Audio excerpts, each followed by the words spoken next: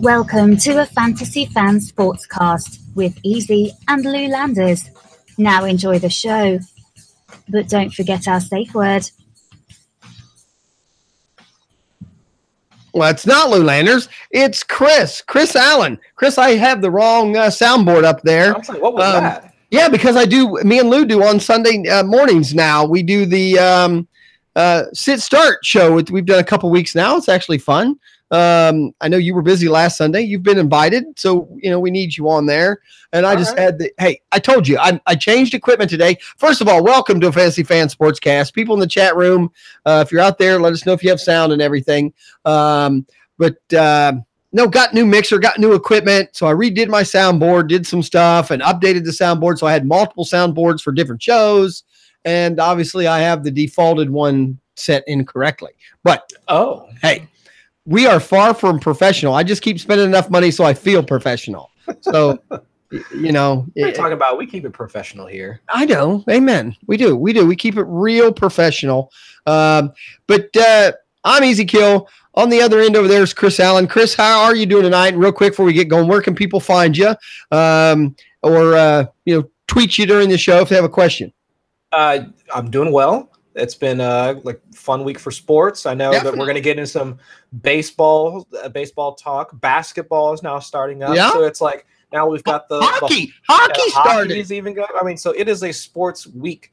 So we don't even have to get into a ton of football because it's just sports happening everywhere. But I'm doing quite well again. And you can find me on Twitter at Chris Allen, FFWX. Writings and all that good stuff over at 444. Had my QB streaming article drop yesterday morning. Yeah, it was yesterday morning when my QB streaming article dropped before waivers process. So if you have a subscription, go check it out. All right, great. And I'm just Easy Kill on Twitter. It's just at a fantasy fan, all one word. We're out live on YouTube. Same thing, one word, a fantasy fan. But mainly, Lenny Melnick, fantasysports.com. Go there, join the chat room, be with us live, ask questions, participate. We have a new roundtable show where just a bunch of us from the chat room get on, and we even talked about last night. We kind of do it for ourselves, meaning we all enjoy it and have a good time. If there's people that that are listening, they seem to be having fun too, because we just chat and we talk all kinds of sports on the roundtable, mainly fantasy focused, and sometimes even other things. So we have a good time. It was a blast. Like I said, we went almost 3 hours. We were all watching the baseball game. The baseball game, if you're on the East Coast, did go to 1 a.m. I know you're not the baseball weather guy, but did you watch any of the game? Are you a playoff person when it comes to baseball?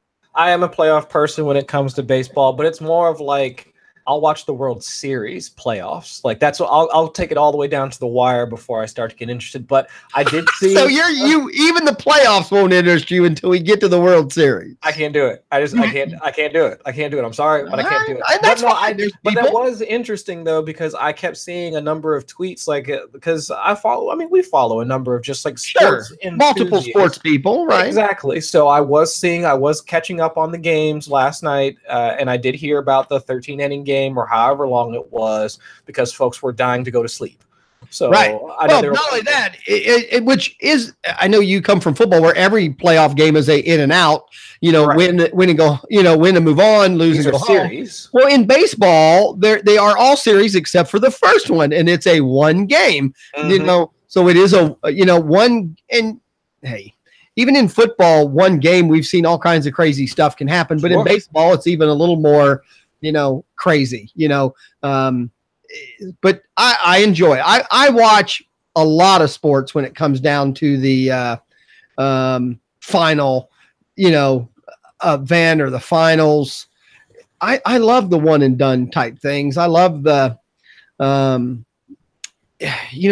of victory or the agony of defeat. To me, those are the times where it's the most relevant or just because people work a long time to get to that point and may never get to it again. Oh yeah, that's that just extra layer of tension where it's just this could be the last game, that right. Sort of thing. Right. I mean, give me the finals in dart throwing, and I'll watch it if this is some major event where, someone's, gone their whole life. Come on. You won't watch, it's like it's like poker, the World Series of Poker, the final table that gets more people excited because, you're down to, somebody's going to take it all, and the odds of you ever getting there again are slim. So we're limited on time, meaning we're holding ourselves to our normal, what we think should be an hour or 55 minutes. So we're going to try to do that. So we're not going to get into as much sports as we do other times, but yes, we just talked about baseball real quick though.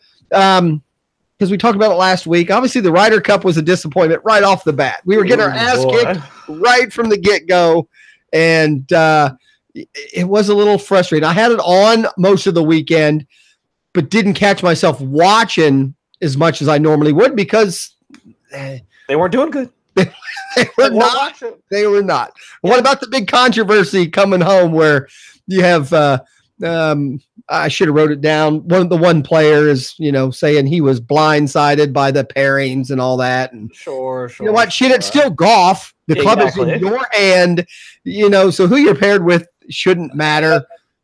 In my opinion, heard of such a thing. I mean, if that's a thing, I've never heard of that. Like in terms of pairings being something that would, I guess, distract you. I think there's a strategy to it. I think somewhat for a captain, but at the same time, I'm not sure they're losing sleep over the pairing or the match. No. So I don't know. Just one of those things. We got our butt kicked. It's happened. Happens before. It'll happen again. But right. Maybe next year. It just seemed like it was, Tiger was riding high. Right. He goes right into that, and I'm thinking but he didn't put up anything. I was happened to watch one time live when Tiger threw the F-bomb out there pretty pretty loud. They had that rolling across ESPN, and it was all over the place. They had it up there. Yep. Yeah. All right. Now I have it written down in the notes, but since we're talking upset players and vulgarity, is it Thomas? The injury for the Falcons, the back. Thomas, right? Thomas. Seattle Seahawks. Who's the safety guy who broke his Earl leg? Thomas, yes. Right. You. Okay. You said Falcons. I was like, I get my birds screwed up. But speaking of birds, I did see it live because of the Red Channel and all that stuff. But they actually showed him flipping the bird like 3 times before someone said, before they realized that he wasn't waving. He was flipping off the organization of Seattle. Oh, that was right at Pete Carroll. Yes, sir.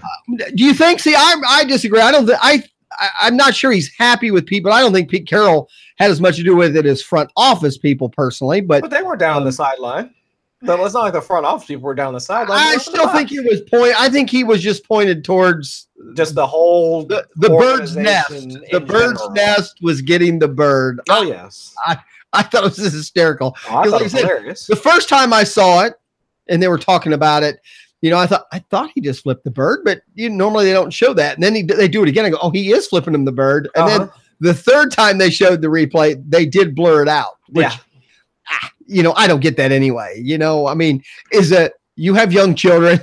I'm not sure most 8-year-olds, they know what flipping the bird is, but it's not like if they're not even paying attention. I don't think any 8-year-old would have. I don't think they would have got it anyway. Right. So the fact that we have to blur out a finger, I think, is a little. A little weak, but I agree.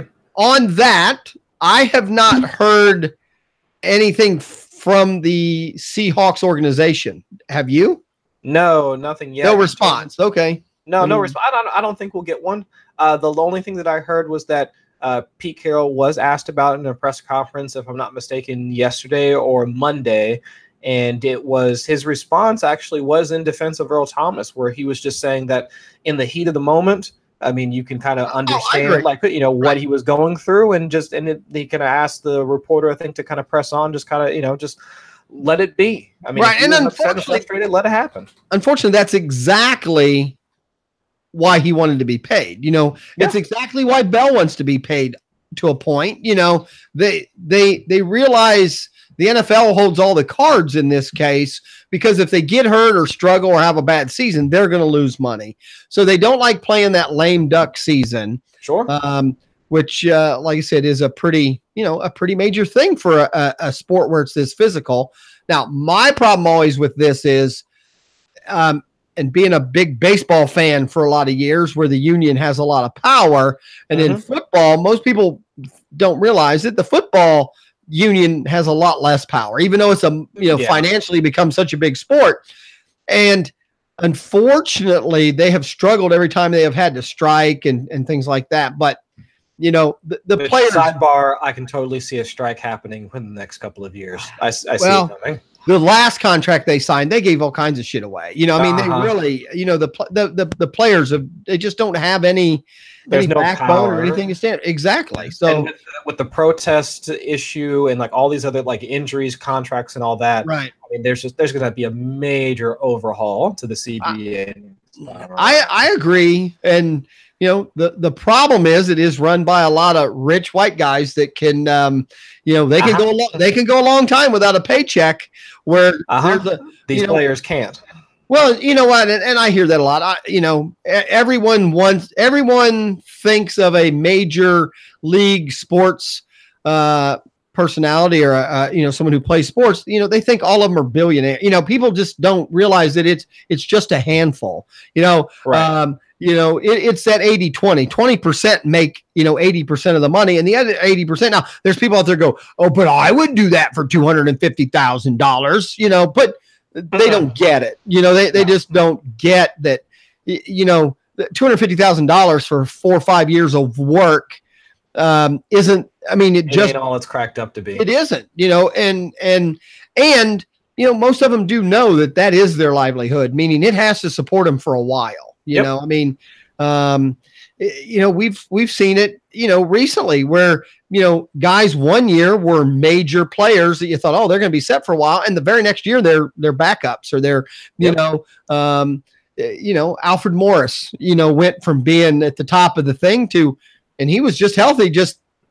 He was with the Redskins, and then when Zeke was doing his whole like suspension thing, Alfred Morris was playing well with the Cowboys. And but even then he didn't get paid by them. He was a lot of less money. It's just now, like the only reason he's playing now is because Jerry McKinnon went down. And people would and to me, I understand too. It's not that his talent just fell off drastically.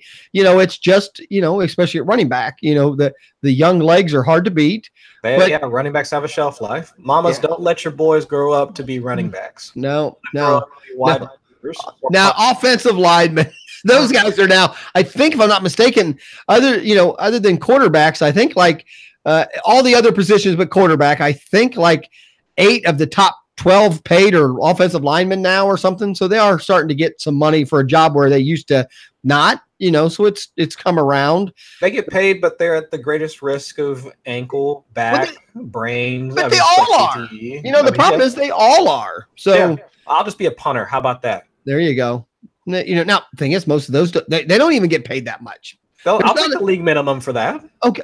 Well, all right. If you can go for, Vinatieri's 45, 40? Exactly. Something like that. Let me be a punter or a kicker. How long do you think Justin Tucker, he's going to play for? The Baltimore kicker? That boy's going to play until he's 50. He could.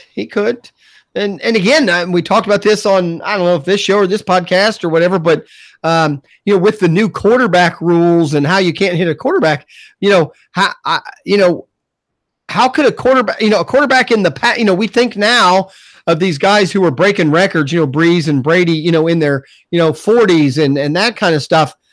But, how much longer could, Steve Young or some of the big quarterbacks back from the 90s, just think how many more years, some of them could have played 10 more years if they didn't have to get hit. You don't even have to go back. You don't even have to go back that far. Look at how many Tony Romo have. And he could have still been playing now, and if he wanted to, right? And those guys are making big money. I mean, to extend your career now. Again, I'm still not a fan of the rule. Personally, I mean, it is football.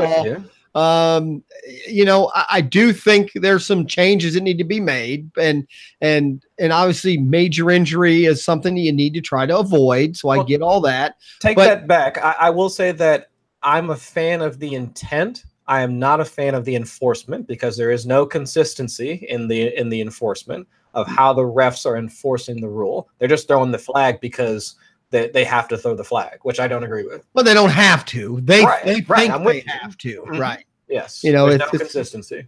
Now, part of my argument that I brought up is the age, but Breeze and Brady though both played probably their first 5 or 10 years of their career. You could get hit, and that's the key. They made it through, and I should say, I think didn't both of them miss a season, if I'm not mistaken. Well, Brady missed a season because he tore his ACL. Right. And I thought Breeze also missed for maybe half a season because of a back. No, his shoulder or something, wasn't it? I forget what the specific injury was. But my point is, because they have, survived this long without any major industry, obviously they've been able to, they're going to be able to go even longer if you can't get tackled. It does make for a totally, different sport.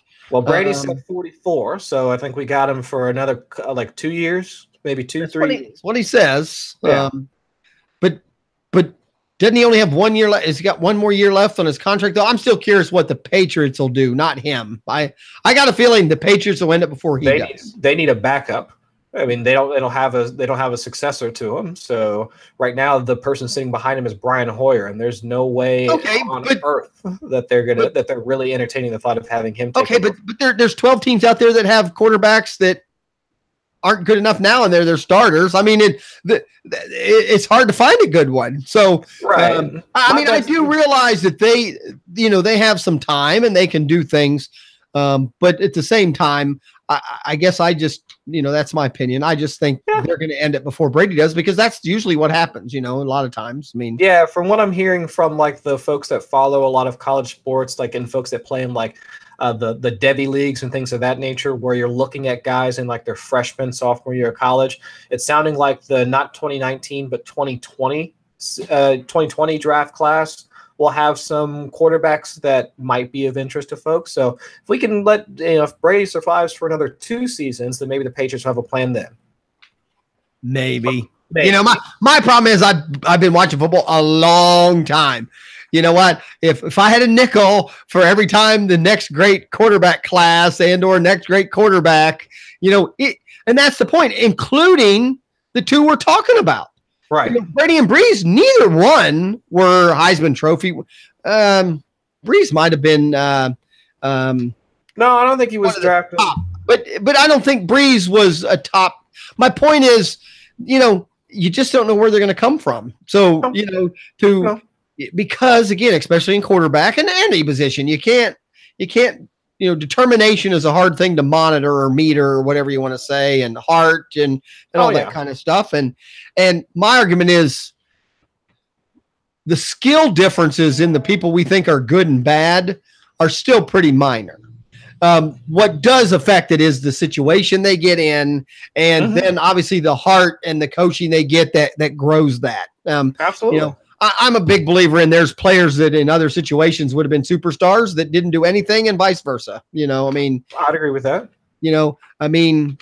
Would Brett Favre, if he just stayed at Atlanta, been a great quarterback? Who knows? Nobody knows, but at the same time, you can't. Given the right opportunity with the right coaching staff, I think anybody's capable of, either playing past what they might have shown in college. I think that's definitely. Well, again, we talked about that. We talked about that last week on the round table a little bit. Is just how great athletes are now, and that the way we kind of talked about it was, are there so many great athletes that it makes it seem watered down? You understand? Yes. You know what I'm saying by saying that? Meaning the differences are so minor because of training and knowledge and education of the sport and all that, that the differences are so minor that it really does come down to some of the small things, coaching and situation and teammates and all that. Because you can't tell me that, with Brady's story, the guy was the supplemental pick. Everybody talks about he was drafted so late, and nobody thought he was going to amount to anything and things of that nature, where if given the right coached, if it's surrounded by the right talent and brought into the proper system, you can mold a quarterback that has the requisite talent into a superstar like Tom Brady. So yeah, that's where you find those edges. If you have people that understand football, like Bill Belichick, like Andy Reid and Patrick Mahomes nowadays, like how they're completely taking over the league. I mean, if you have those pairings where you take the talent and put them with an offensive-minded genius, then yeah, of course. I mean, the sky's the limit at that point. Right. It's like the big class, the Dan Marino class. I'm not sure I can name them all, but that was the one where, and I think Dan Marino was the last of the major guys. I think he was like the biggest guy. Right. He was like picked sixth of quarterbacks, if I'm not mistaken. And there were a few that had really, really good seasons, but none of them had the career he had, but the same point. And if I'm not mistaken, one of them, I'm trying to think of his name, the one went to the Jets. And he did okay for the Jets, but if you would have just switched those two people, would Marino have gone to New York, had a few good seasons and been done, and they move on from there, it's just, I hate it. I'm just not a fan of any, and it seems to be because of Twitter. Thank you, Cub Ken O'Brien from the Jets. Okay. If O'Brien would have gone to Miami, he may or may not have been a Dan Marino. I mean, Don Shula was there. They had a great team. There was a lot, the wide receivers. I think back then it was the Mark brothers. You had Mark Clayton and Mark Duper, or something like that. And, but I think that was one of what people call one, and actually maybe to this day they still call that like the greatest quarterback class of all time because, and again, I'm terrible. Marino, like John Elway was drafted. The guy from the Bengals. Anderson? No. Next, the one who does the radio show now. I cannot remember his name now. Come on, hey Ryan, and that's our team. But I know he came out of that same year, and he was Boomer Esiason. Cub, I'm glad you're out there because me and Chris, we have no notes on this. We went out. We're going 20 minutes on a tangent. I'm trying to remember. I just remember Boomer Esiason. Yeah, Boomer. And the thing is, it's Boomer and Carlson, the radio guy, or they had the radio show, and then he got, let go. But Boomer Esiason came out of that class. Brian, again, it was a yes, come up. You stole my notes. It was a great class, but even then, a few of them. I mean, I'm not sure. I know Boomer didn't win a Super Bowl. And technically, Dan Marino didn't win one. He went to one his rookie year, and that was it. And the whole thing. So. I guess I just get frustrated when I hear people and with baseball and now that I'm a baseball guy as far as fantasy and you listen and follow a lot of tweets. I mean, football guys get hammered, but baseball guys get killed because there's no day to forget. It's if you suck today and you play again tomorrow and you suck again tomorrow, that's two sucks. Where in football you have a week before you suck again. But that's my point. The athletes are so good. I think it's watered down because we see the great ones and then put everyone on that pedestal. The expectation becomes the expectation there. The average person doesn't realize that the worst baseball player on any one team or the worst football player on any one team is a physical specimen compared to any of us that are sitting, I mean, it's and they work hard for people to go. And again, I heard someone say it yesterday about the big game yesterday, 13 innings. And, someone says, well, the other team just didn't want it bad enough. I know it has nothing to do with it. They both wanted it. Yeah. It just happens, especially in team sports where, situations come up and you have to rely on other people. It's, this and that. I get it in MMA fighting, maybe. And even then they're two great athletes. I don't think one wins because the other one wins. I just don't want it enough. Yeah, I think that's the age-old question, especially when the Browns were doing terrible, where people will keep asking well, could Alabama beat Cleveland? Right. And it's like, no, these are professional athletes. Right. Versus college kids. Even on the Alabama teams, only a few guys make it to the pros. I mean, It's just even, and they have 150 people, I mean, you go out to a practice field, there's 150 kids that are playing, and only still a couple are going to make it. It's like the 1% of the 1%. I mean, those are the ones that actually make it to the top. And you know me, I'm no Browns fan, by far no Browns fan, but these people that are trashing Hugh Jackson and he's the worst coach of all time. I'm sorry. It's same thing. It's, there are 32 NFL head coach jobs, right? That's all there is. So to even get to that point means you had to have more football knowledge than a lot of people, period.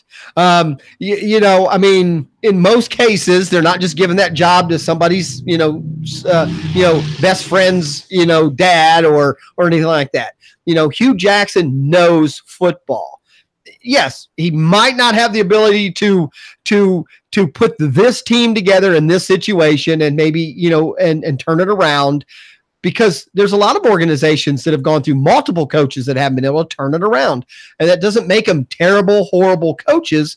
It just makes them not fit, that type thing. Yeah. I mean, they're still the best at their job.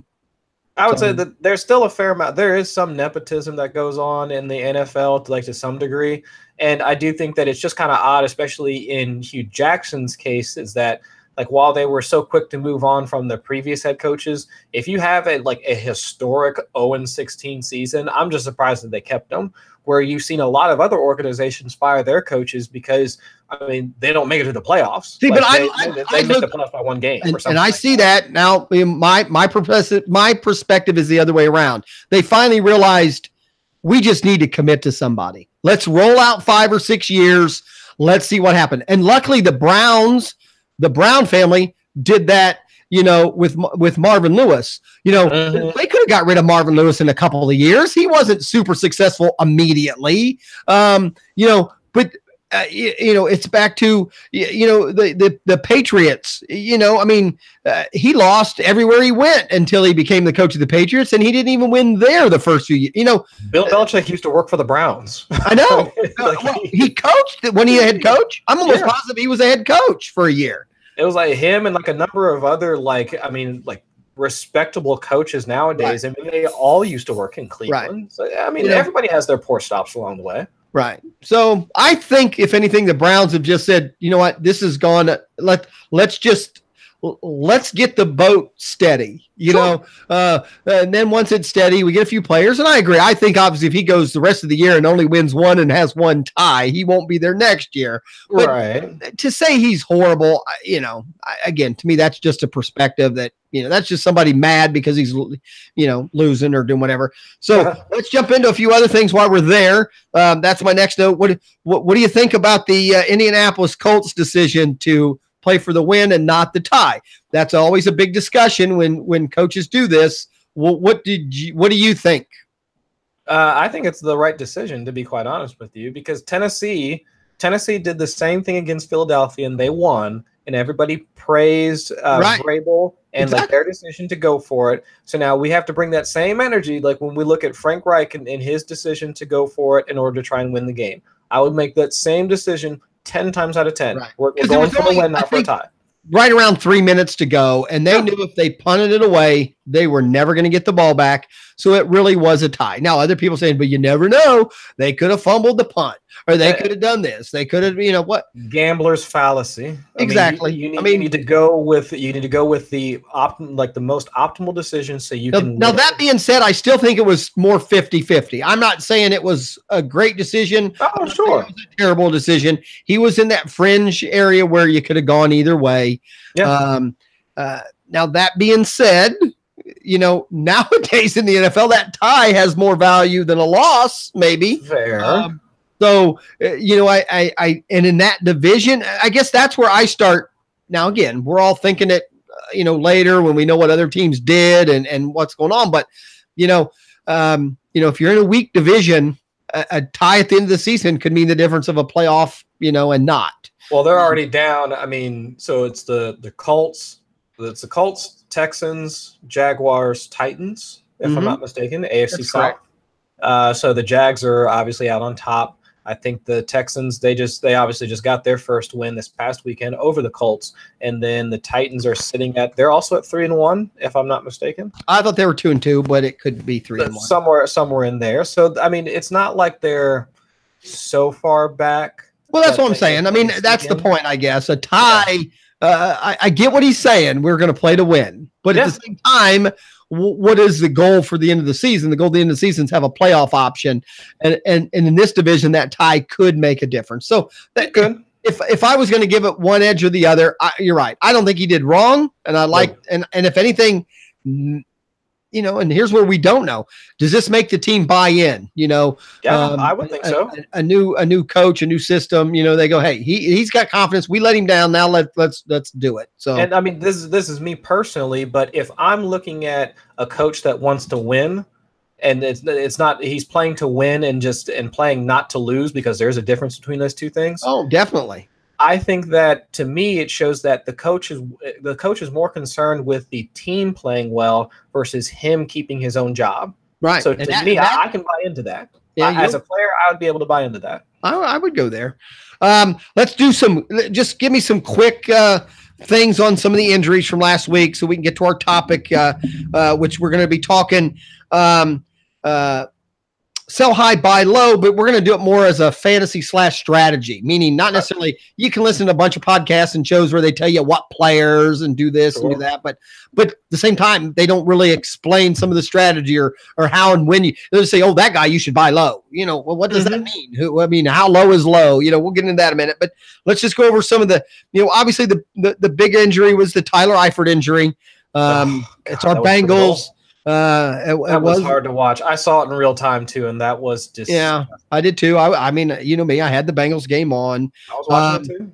I don't know when he's on the field. Obviously, the Bengals are better. So I'll be curious how this affects them moving forward. I think they're a little more prepared right now to go without him than they were just a year ago. You know, with Boyd playing so well, and obviously, I know John Ross hasn't done much, but I don't know. Maybe now he'll have to. I don't know. Maybe they stick Boyd more, you know, in the slot and maybe put John Ross in there to open up the field a little bit. You know, plus the Bengals have two other tight ends that are at least capable of, you know, they're not going to play the same, but, you know, they're still capable of getting open. So that was the big one. We already talked about Thomas at the Seahawks. That was also, and that's one back to the physical, you know. Did you see that one? I mean, I went back and watched. That is just someone who is very athletic. Again, we don't realize how fast they're moving because they're all moving fast. That it just looked like he tripped over the guy and he snaps his leg. You know, I mean, that's just it was bizarre. I mean, just a 1 in a million type of injury. I mean, they all pretty much are because Tyler Eifert's injury was just. I mean, you can't. Yeah, you can't plan for that. Right. You know, then we have. And I think major injuries, those were some of the two worst as far as fantasy, maybe relevance. You know, T.Y. Hilton left the game, then came back, then left again with a different injury. And I know he's now out for Thursday. Gronk left with an ankle. I think they're talking now he'll probably play Thursday, but he'll most likely play. Yes, the same thing. Back to the old man, Vinatieri. The groin issue, has a groin, and you can't kick with a sore groin. So those were major issues. We have Fournette, which I own in a couple teams, and I still wanted him to sit one more week, but they put him in there, and he hurts it again, and now they're talking like another 2, maybe 3 weeks. Which what I heard is the Jaguars have their bye in week 9, and he might sit until after the bye week.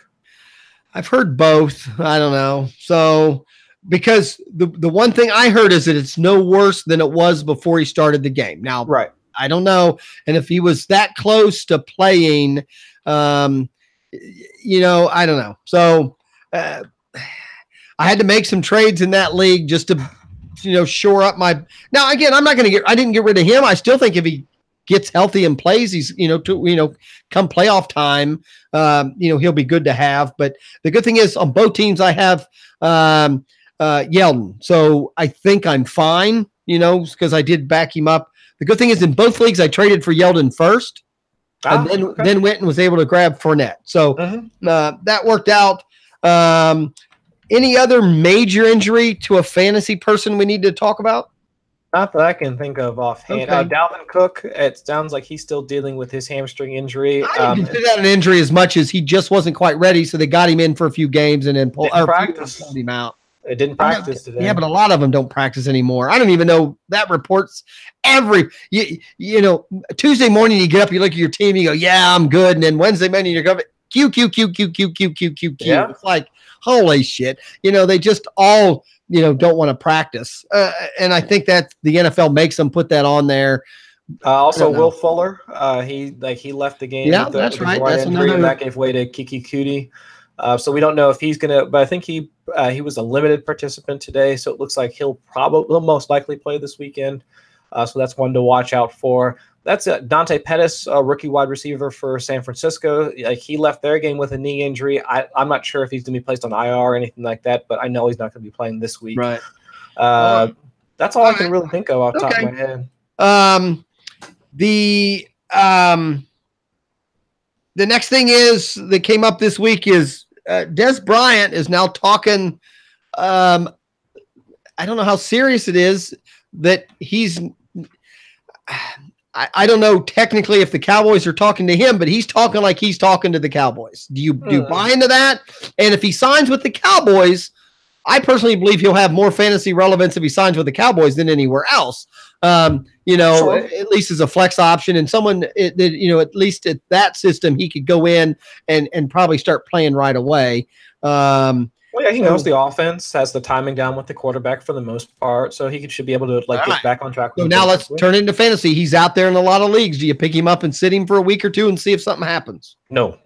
All right. Not worth wasting the roster spot unless it's a deep bench league or deep bench league, or if it's a. All right, I can tell you in 2 leagues I picked him up and dropped my kicker just to wait the week out to see if something comes up.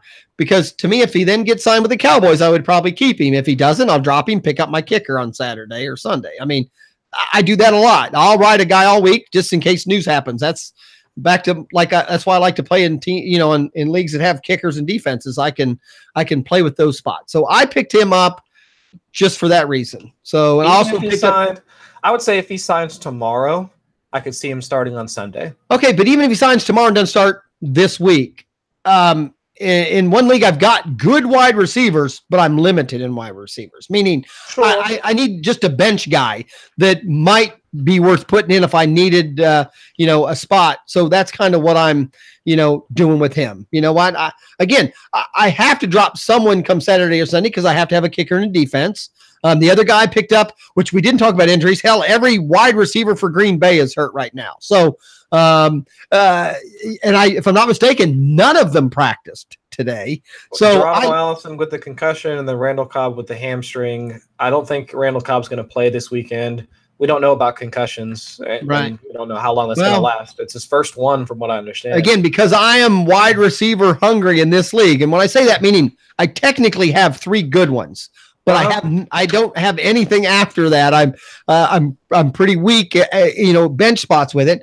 But I did pick up. I can't even pronounce his name. It's like 3 long names. Valdez Scantling. I think that sounds like an MMA match, and you just named 3 people. So I mean, they have the best wide receiver names on their team. They've got Geronimo Allison, Marquez Valdez Scantling, and Equanimous St. Brown. Get out of here that you pulled that out of your what. You deserve that little trophy behind you, that little medal with that name. Well, this is an award-winning show. I have to let everybody know that. See, now, in Lenny Melnick's Fantasy Sports, they're looking for a couple people to do hockey. I said I couldn't because I can't pronounce one hockey name. Maybe I need to get you with somebody, Chris. If you can throw out names like that, you'd be a good hockey guy. This is what I do. This is my job. I got the names. I pulled the names. This is what I do. Oh, man. All right. There you go, guys. Easy brings the name guy to the network. So, but I did pick him up. Same thing. He's on my bench. If things look like Green Bay's going to have, I'm assuming if he ends up being the number 2 wide receiver on Green Bay. Now, the problem is I really don't need him to even start this week, but you don't know. So, you know what? I picked him up. I'll see what happens. and moving, playing against trading. Detroit. Yeah, they played against Detroit, and Scantling, he plays a mix, but I think he's primarily a slot receiver. Slot guy, right? Yeah, I mean, small. I think he'll more or less play the Cobb role, which even somebody who's not and he did catch a long pass last week, so I guess Aaron Rodgers at a minimum at least goes, all right, he can catch. Yeah, so, hopefully. But if there is a quarterback in the league that if he doesn't trust you, he ain't throwing it to you. I mean, exactly. I mean, he really will not even look. He realizes you're just out there to move people around. So yeah, I don't know.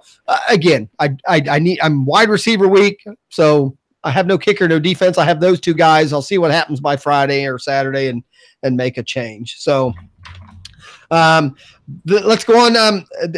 One more quick question on last week, and I just want to know: are the Dolphins done? Is their season over? I mean, have we seen the rise and the fall of the Miami Mighty Dolphins? I don't know. I mean, because there was no other fraudulent, undefeated team walking into Week 4 than the Miami Dolphins. Okay. I mean, there really wasn't. Or they were 0-3. So they were undefeated, like walking into Week 4. 3-0. I'm sorry. Yeah, they were 3-0 walking into Week 4. But come on now. Yeah. I mean, like, and I had actually I looked into Ryan Tannehill's stats, like, because I was going to recommend him as a streamer for Week 4, but then I was looking at the matchup. But Ryan Tannehill, he was. Not anymore, but he was in the top 5 for touchdown rate, and touchdown rate is the number of touchdowns you have divided by the number of passes. Top 5 in touchdown rate, but he was like bottom 7 in touchdown attempts, or like in pass attempts. So like all of his big plays, because he was hitting all these bombs to Kenny Stills, it was inflating all of his stats. So it's like.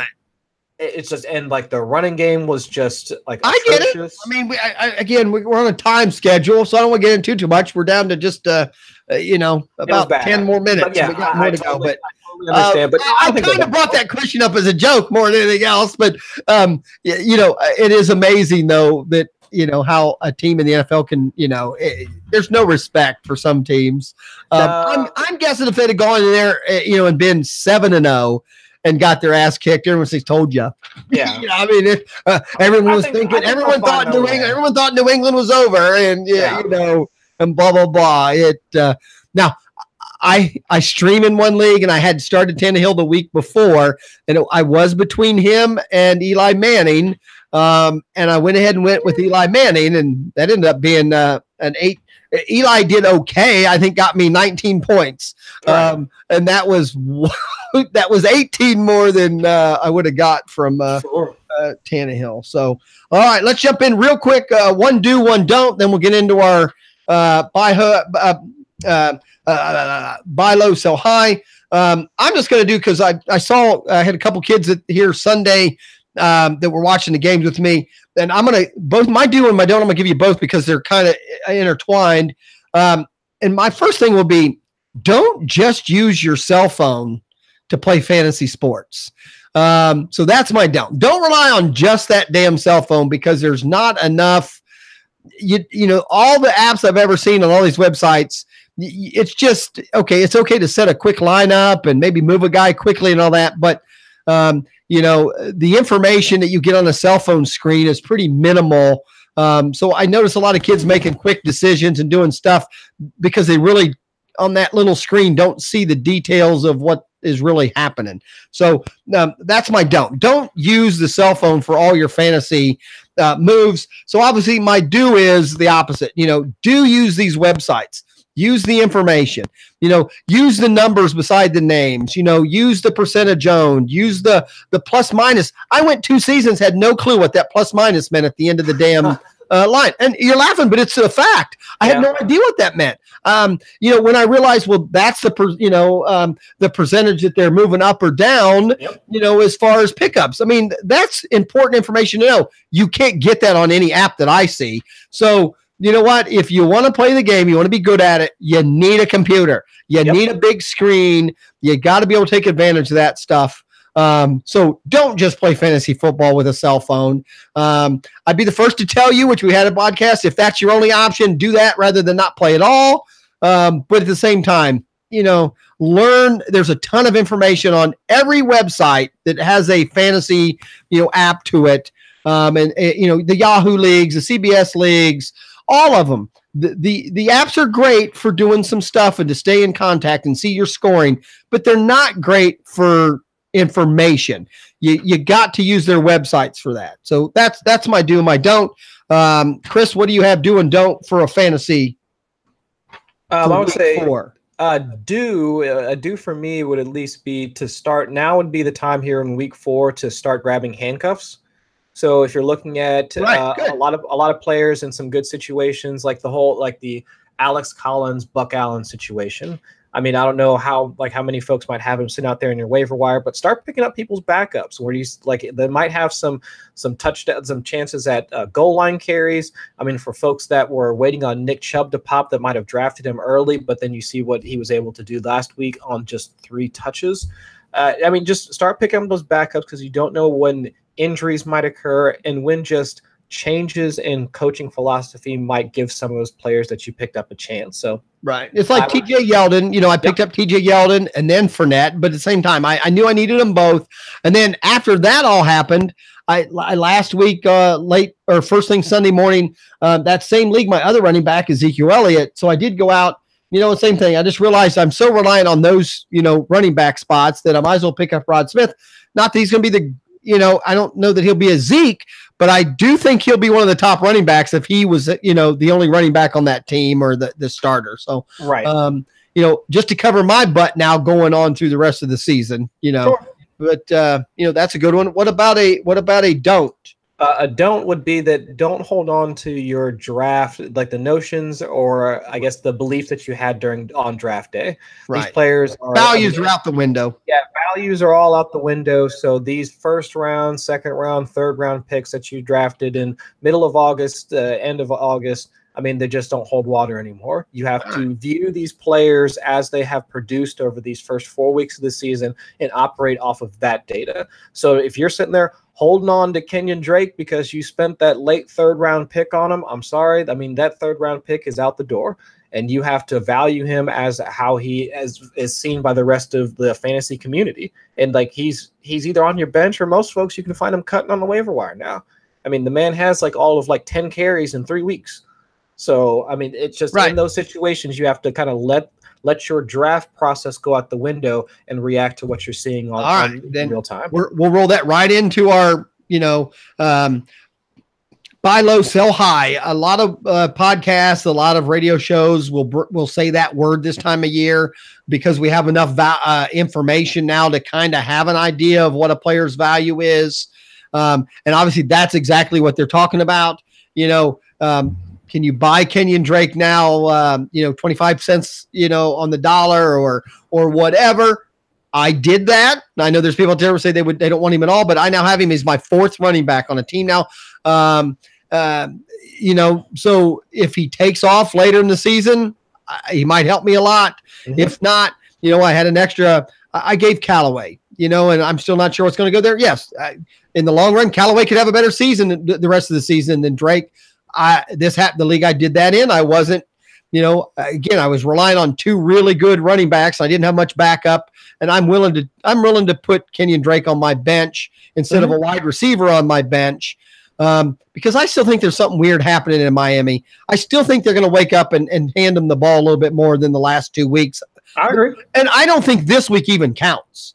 As soon as this week happened, the way that game happened, I immediately went, he's going to have value if you get him right now. People will want to get rid of him. So, and to be honest, it was the guy wanted to do a different trade. And then I came back with, okay, I'll make that trade, but you need to throw him in. And that's kind of what happened. And, the guy was willing to just more or less give him to me a little bit. So, I took that, but, give me your which is why we're doing this real quick. Just the strategies and keep an eye on the clock. Let me know when we're down to a couple minutes. But your strategy on buy low, sell high. And I know there's some people just don't do it. I don't need to buy a crappy player anyway, and I'm not about to sell my best player anyway. So there are people that don't even do it. I love it. To me, I love playing the game. We've had that conversation multiple times. I like making moves. So if I can get a Drake, I do that a lot. If I get a guy and he takes off, that's great. If I got him at the right price, I very rarely have to drop him because what I'll do now, let's say if Drake 2 weeks from now goes off and has a 150-yard game and blah, blah, blah, I might bump him again. I might turn him again. Now somebody else might go, hey, I don't have any running backs. I'll take him, and I might turn him into a, obviously even a better prospect or a wide receiver or something else I know. Oh, sure. What about, and I brought this up before the show, what about, which I was going to talk about, but running out a little bit of time, we're welcoming back a few players this week. Edelman, Ingram, not quite this week. He did come back last week a little bit, and that's Jameson.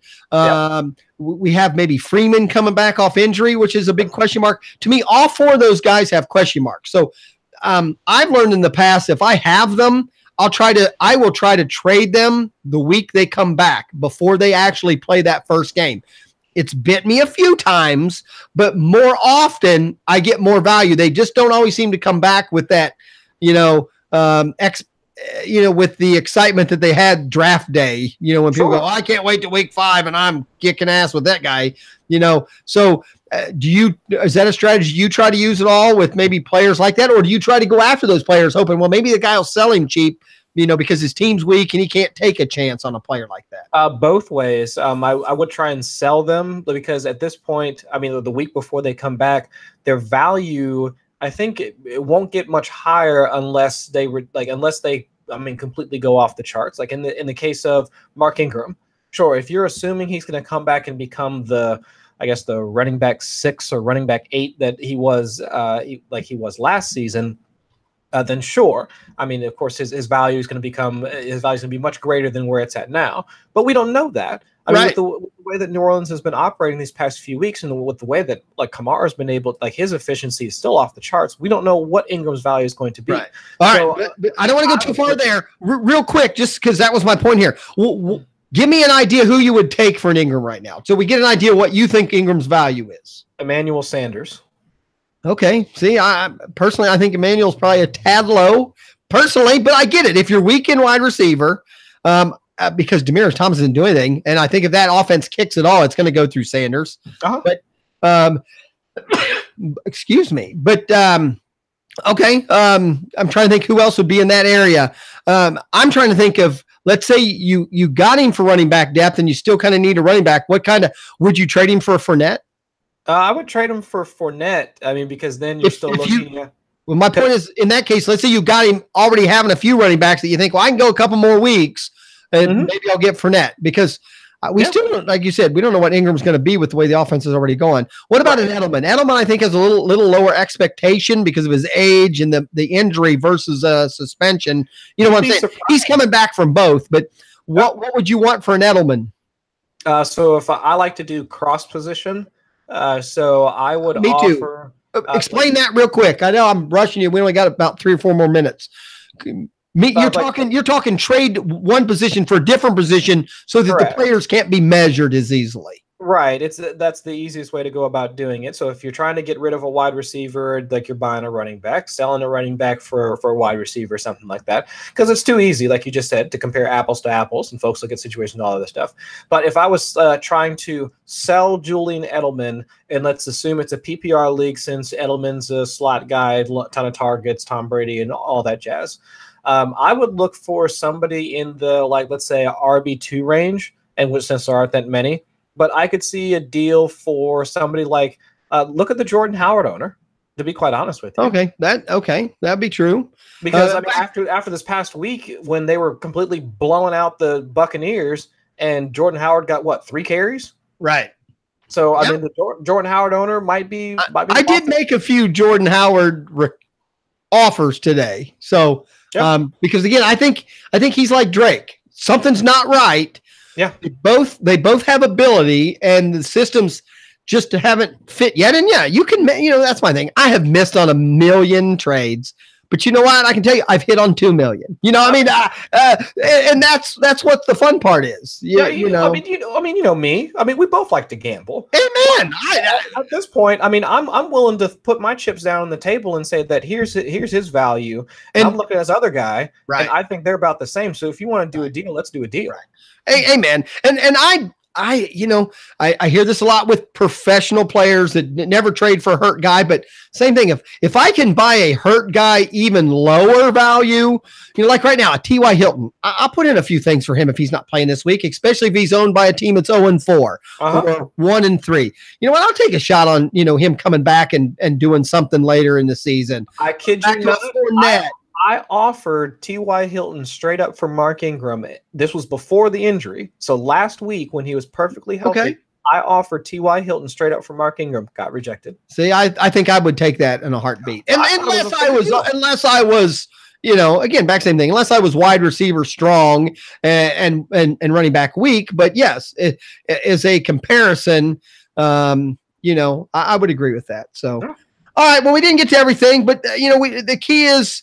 And maybe we'll get into it a little more another night. The key is it is a strategy, and part of that strategy is fun. To me, is trying to figure out the players you like and the systems you like. And hey, I'm the opposite. I'll take a shot. I don't mind a bench with a couple of hurt, round 2 or 3 players that I gave up, round 6 or 7 players for, because the odds are you weren't using them either. At least if they get healthy, you have something. If Fournette comes and gets healthy, I've got something. So, yes. And I'm willing to give that a shot and all that. So, again, we're going to cut it a little bit short.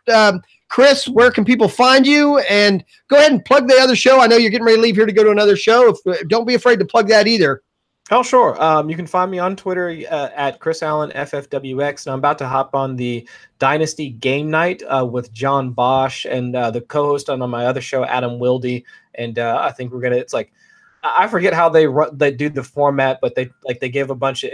It's a very much game night type format. All right. So fun with it. So I haven't been on the show before, so I'm looking forward to it. Well, all right. I'll have to find that my podcast thing and try to listen to it and see, how it works. Again, I appreciate you coming.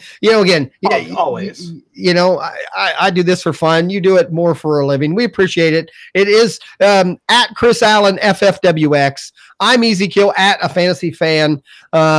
Shoot us a note and all that. Like I said, hopefully next week we'll be talking live calls. I'm going to have the ability to do live calls if I get my board working. So oh my gosh. I had a blast tonight. Thanks for coming out.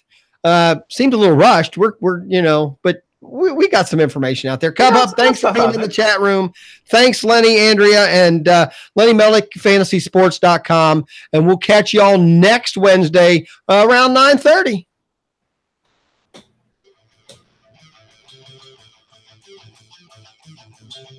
This has been Just a Fantasy Fan podcast. And to keep your fantasies going, follow us at justafantasyfan.com. Say good night. Good night.